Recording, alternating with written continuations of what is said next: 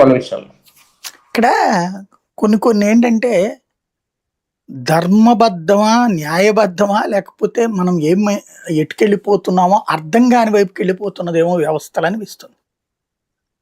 ఇప్పుడు ఒక ఉద్యోగిని నాన్ ప్రైమ్ జాబ్ అని ఎవరు డిసైడ్ చేస్తున్నారు? ఇది ఫోకల్ నాన్ ఫోకల్ అనేది మీ దగ్గర ఉన్న డిపార్ట్మెంట్లో ఉన్న సెక్రటరీకి కూడా తెలుసు అన్నటువంటిది నేను న్యాయమూర్తి గారు మాట్లాడారు. కరెక్టే. కానీ నీ చట్టంలో ఏమన్నా ఫోకల్ నాన్ ఫోకల్ అని ఉందా మన విధానంలో?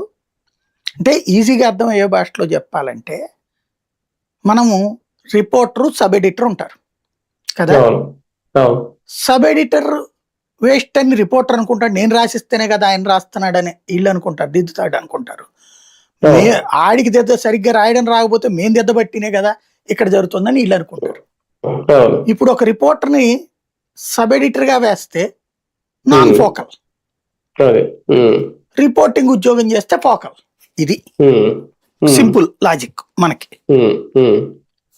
డైరెక్ట్ గా సబ్ ఎడిటర్ గా వచ్చినటువంటి వాళ్ళకి ప్రాబ్లం లేదు. ఇట్లాగా ముందు రిపోర్టర్ గా ఉండి తర్వాత డెస్క్ వచ్చిన వాళ్ళకి ఈ సమస్య ఉంటుంది అనమాట. అడిగి వెళ్ళరు ఎవరు కూడా.